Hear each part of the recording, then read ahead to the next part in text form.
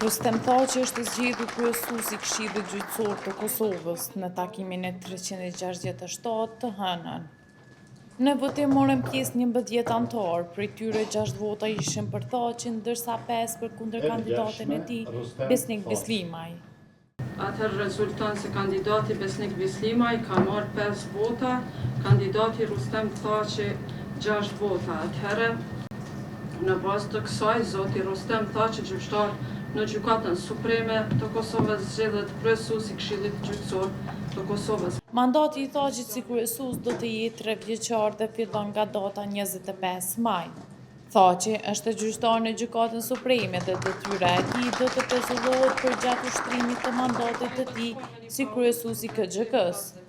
Sikur në konkursin e kaluar, në garë ishin 2 kandidatë të njëjtë, Besnik Bislimaj, gjyqtar në Gjykatën e Apelit, dhe Rustem Thaçi, gjyqtar në Gjykatën Supreme.